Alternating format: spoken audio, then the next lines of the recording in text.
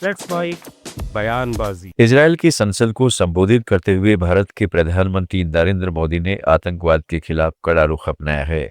उन्होंने कहा, कोई भी वजह आम लोगों की हत्या को सही नहीं ठहरा सकती, कोई भी चीज आतंकवाद को सही नहीं ठहरा सकती। पीएम मोदी ने भारत के लंबे आतंकवाद के तर्क का जिक्र किया। उन्होंने 26/11 मुंबई हमलों का उदाहरण देते हुए कहा, हमें उन हमलों में इजरायली नागरिकों समेत बेगुनाहों की जान जाने की याद है। No cause can justify the murder of civilians. Nothing can justify terrorism. India has also endured the pain of terrorism for a long time. We remember the 26/11 Mumbai attacks and the innocent lives lost, including Israeli citizens. Like you, we have consistent and uncompromising policy of zero tolerance for terrorism with no double standards. Terrorism aims to destabilize societies, to block development, and to erode trust. Countering terrorism requires sustained and coordinated global action because terror anywhere threatens peace everywhere. That is why India supports all efforts that contribute to durable peace and केंद्रीय मंत्री सुकांता मजूमदार ने पश्चिमी बंगाल में SIR drive के लिए special observer नियुक्ति पर कहा है कि सुप्रीम कोर्ट का फैसला सबको मानना होगा। उन्होंने ममता बनर्जी सरकार पर आरोप लगाया कि शुरुआत से ही चुनाव आयोग को सहयोग नहीं दिया गया। मुख्यमंत्री ममता बनर्जी के राज्य का नाम बांग्ला करने के प्रस्ताव पर मजूमदार ने तीखी टिप्पणी की। देखिए, सुप्रीम कोर्ट का वर्डिक्ट है, हमारे सर्वोच्च न्यायालय है, सबको मानना पड़ेगा, लाना पड़ेगा। लेकिन ये हो रहा है किस लिए? क्योंकि शुरू से ही ममता बनर्जी ने इस SIR पर पूरी तरीके से इलेक्शन कमीशन का विरोध किया। कोई सहयोग इलेक्शन कमीशन की तरफ, ममता बनर्जी की तरफ से, उनके प्रशासन की तरफ से नहीं हुआ। इसके कारण ही ये सब हो रहा है। अगर शुरू से उनका सहयोग मिल जाता इलेक्शन कमीशन को तो कुछ प्रॉब्लम नहीं होता। West Bengal chief minister Mamata Banerjee proposal to rename West Bengal as Bangla. देखिए, ममता बनर्जी जो प्रपोजल दे रही है, ये प्रपोजल बंगाल के इतिहास को भुला देने के लिए है। क्योंकि ममता बनर्जी चाहती है कि पश्चिम बंगाल कैसे बना, क्योंकि जब पश्चिम रहेगा तब आपको सवाल उठेगा बच्चों के मन में, आगे आने वाले जनरेशन के मन में, तो पूर्व भी होगा, तो पूर्व बंगाल कौन सा? तो देश भाग का, देश को बांटने की कहानी आएगी, ग्रेट कलकत्ता किलिंग्स आएगी, और ममता बनर्जी की तरफ से इसको मिटा देने की कोशिश इसके द्वारा हो रही है। और इस कोशिश में मुझे लगता है कि ममता बनर्जी कभी कामयाब नहीं होगी। हावड़ा शूटआउट इंसिडेंट में गिरफ्तार मूल पांडा मोहम्मद। कांग्रेस के वरिष्ठ नेता दिग्विजय सिंह ने भाजपा सरकार पर आरोप लगाए हैं। उन्होंने छत्तीसगढ़ के रायपुर में मीडिया से बातचीत में कहा कि 2014 से केंद्र में भाजपा की सरकार है। विकसित भारत का दावा करते हुए भारत के व्यक्तित्व से समझौता हो रहा है और किसानों के हितों पर कुठाराघात किया जा रहा है। और वोटों को लेकर भी बोला है, अमीर लोगों को लेकर भी बोला है कि 200 लोग। देखिए, बात यह है, देश में सन 2014 से लेकर आज तक मोदी जी की सरकार है। इन्होंने विकसित भारत की बात की है, लेकिन विकसित भारत के साथ जो सार्वभौम हमारा व्यक्तित्व है भारत का, उसके साथ समझौता हो रहा है। किसानों के हित के साथ कुठाराघात हुआ है। अब हमें यूएसए में जो मक्का पैदा होगी वो यहाँ भेजी जाएगी, कपास यहाँ भेजा जाएगा, सोयाबीन वहाँ पैदा होगा यहाँ भेजा जाएगा। तो यहाँ के किसानों के उपज का भाव कम होगा कि नहीं होगा? दूध, डेयरी प्रोडक्ट्स भेजे जाएंगे। इतना किसानों के साथ कुठाराघात किया है मोदी जी ने, जो स्वतंत्र भारत के किसी भी प्रधानमंत्री जी ने नहीं किया होगा। बात आज यही है, केवल यही नहीं है, अब इन्होंने पैक्स सिलिका का समझौता किया है। इसका मतलब ये है कि जो भी हमारा डेटा है, भारत का सबसे ज़्यादा हमारे पास डेटा जो है भारत विश्व में या तो भारत के पास है या चीन के पास है। अब उत्तर प्रदेश में समाजवादी पार्टी प्रमुख अखिलेश यादव ने मुख्यमंत्री योगी आदित्यनाथ के जापान दौरे पर टिप्पणी की है। कानपुर में मीडिया से बातचीत में उन्होंने कहा है कि योगी जापान जाकर MOU साइन कर रहे हैं, कहीं वहां के शहरों का नाम बदलकर आदित्यपुर या आदित्यपुरम न कराएं। उन्होंने व्यंग्य भरे लहजे में कहा है कि कार्यकाल के आखिरी दिनों में यह विदेश यात्राएं मनसुख पर्यटन जैसी लग रही हैं।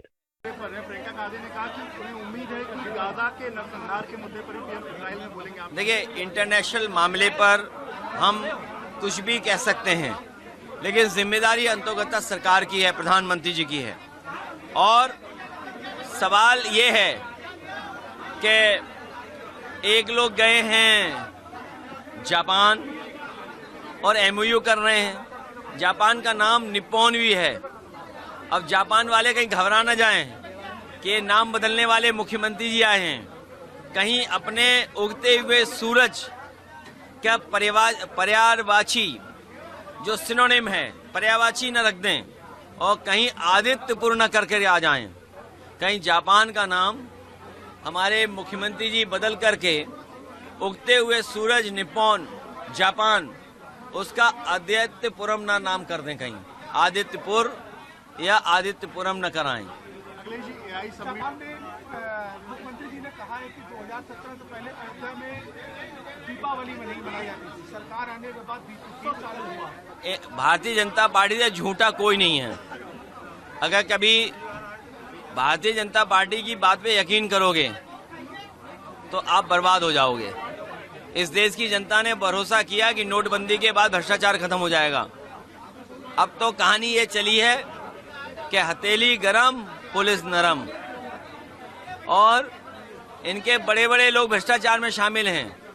ये लोगों की दूसरों के घर मकान बिल्डिंग गिराते हैं, लेकिन ये अपने ही लोगों से कब्जा भी जमीन करवाते हैं।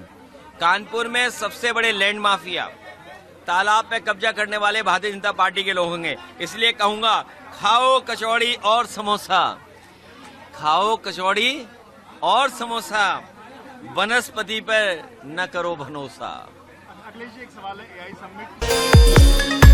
कांग्रेस नेता राहुल गांधी ने उत्तराखंड के दीपक मोहम्मद से मुलाकात का वीडियो सोशल मीडिया पर जारी किया है। राहुल ने लिखा, करोड़ों भारतीयों के दिलों में सद्भाव और मोहब्बत का विचारधारा है, मगर मन में भय भी है। दीपक ने अपने साहस से सभी को राह दिखाई। उन्होंने कहा, नफरत फैलाने वाले कायर होते हैं, उनसे कभी न डरो। दीपक ने तिरंगे और संविधान की रक्षा की, नफरत के सामने डटकर खड़े होकर कमजोरों की हिफाजत की। इससे बड़ी देशभक्ति कुछ नहीं। उन्होंने एक पोस्ट डाली देहरादून के लड़कों ने कि हम जाएंगे, दीपक को हम समझाएंगे अपने तरीके से। फिर क्या हुआ? उस दिन आए वो, फिर 31 तारीख को वो 150 करीबन लड़के थे। वो पुलिस ना तो उनको कोई रोकने में हो रही, बहुत उन्होंने बवाल करा वहाँ पर, बहुत ज़्यादा मतलब गाली गलौज करी उन्होंने। उस टाइम मैं जिम में था, अकेला ही था ना, तो मम्मी खड़ी थी मेरी नीचे, मम्मी को गाली दे रहे हैं। मम्मी को क्यों गाली दे रहे थे? वही मेरे को दे रहे थे ना गाली, तो इनको नहीं पता, उनको नहीं पता मेरी मम्मी है नीचे खड़ी हुई। तो बस मैं थोड़ा सा उस टाइम पर इमोशनल बहुत ज़्यादा हो गया था मम्मी को देखकर, तो मेरे से रहा नहीं गया। तब मैं मम्मी को देखकर थोड़ा सा मैं हो गया, तो मैं नीचे खुद गया उनका। मैंने कहा कोई बात नहीं, देखी जाएगी। मैंने कहा 1500 भी होंगे, मैंने कहा मैं जाऊँगा। तो गया, मैं उनके सामना करने गया मैंने। उसके बाद फिर पुलिस ने मेरे को उठा के पुलिस ने मेरे को थाने में, उनको कुछ नहीं बोला। तो आपकी क्या गलती थी इसमें? आपको क्यों बंद कर दिया? वही तो कि मतलब वो उनका शायद ये था कि माहौल ख़राब ना हो कहीं। अगर माहौल, तो मैंने फिर ये बोला कि माहौल अगर ख़राब कर रहे हैं तो मैंने कहा ये लोग कर रहे हैं बाहर से आकर, मैंने कहा हम तो यहीं के रहने वाले हैं, मैंने आप मेरे को बिठा रहे हो। उसके बाद भी वो करीबन 4 से 5 घंटा कंटिन्यू वहाँ गाली गलौज करते रहे। ये जो लड़के थे ये करते क्या है एक्चुअली? वही उत्तराखंड में बजरंग दल अलग अलग जगह जाके जो भी मुस्लिम वेंडर्स डिस्टर्ब करते हैं, उनको डिस्टर्ब करते हैं, माहौल ख़राब करने की कोशिश करते हैं। और उस दिन भी जब कोटद्वार में वो लोग पहुँचे तो उन्होंने इससे इसका नाम इसलिए पूछा है कि उन्हें लगा कि ये मुस्लिम होगा। तो उन्होंने जब वो सारे, ये हिंदू कैसे कर रहा है, ये इंटरफेयर कर रहा था तो मैं इसने, क्योंकि ये भाग गया तो इसने रिएक्ट करा कि मेरा नाम मोहम्मद। पूर्व मुख्यमंत्री अशोक गहलोत ने बीजेपी सरकार पर कई आरोप लगाए हैं। उन्होंने एक्स पर 2 साल बना 5 साल के दावों की पोल खोली है। गहलोत ने लिखा कि कानोता और अचरोल में सैटेलाइट अस्पताल रद्द, जयपुर के एसएमएस अस्पताल पर मरीजों का दबाव कम करने एवं सड़क दुर्घटनाओं में घायलों को त्वरित उपचार उपलब्ध करवाने हेतु हमारी कांग्रेस सरकार ने अप्रैल 2022 में जयपुर की चारों दिशाओं में सैटेलाइट अस्पताल खोलने की घोषणा की थी। इनमें दक्षिण में टोंक रोड पर शिवदासपुरा, पश्चिम में अजमेर रोड पर बालमुकुंदपुरा, पूर्व में आगरा रोड पर कानोता, उत्तर में दिल्ली रोड पर अचरोल शामिल थे। इन चारों सैटेलाइट अस्पतालों का काम कांग्रेस सरकार के दौरान ही शुरू हो गया था। बालमुकुंदपुरा एवं शिवदासपुरा का निर्माण कार्य तो हमारी सरकार में ही लगभग पूरा हो चुका था, लेकिन निर्माण पूरा होने के बाद 1 साल बाद भी वर्तमान सरकार ने इन्हें जनता को समर्पित नहीं किया है।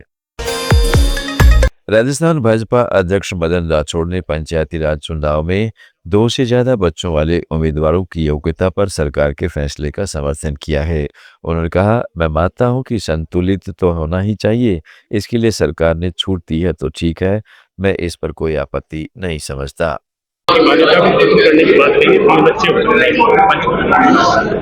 मैं ये मानता हूँ कि संतुलन तो चाहिए और इसके लिए यदि सरकार ने छूट दी है तो ठीक है, मैं इसमें कोई आपत्ति नहीं मानता।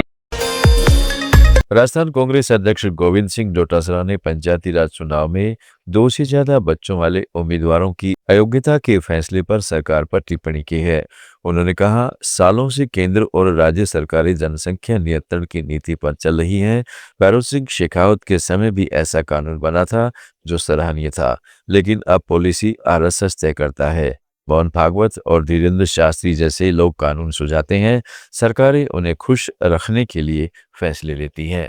देखिए, आज से नहीं बरसों से भारत सरकार हो चाहे राज्य सरकारें हो, सबकी एक पॉलिसी रही है कि जनसंख्या नियंत्रण, और इस जनसंख्या नियंत्रण को देखते हुए विभिन्न समय पर लोकसभाओं में भी देश के अंदर कानून लाए गए और राज्य सरकारों ने भी कानून लाए। भैरों सिंह जी शेखावत के समय में, जो भारतीय जनता पार्टी के मुख्यमंत्री थे, ये कानून ला करके एक जनसंख्या नियंत्रण के लिए एक बहुत अच्छा फैसला किया था। अब इस सरकार में पॉलिसी के आधार पे, जनसंख्या नियंत्रण के आधार पे फैसले नहीं होते हैं। जो आरएसएस फैसले करता है वो फैसले लागू इनको करने पड़ते हैं।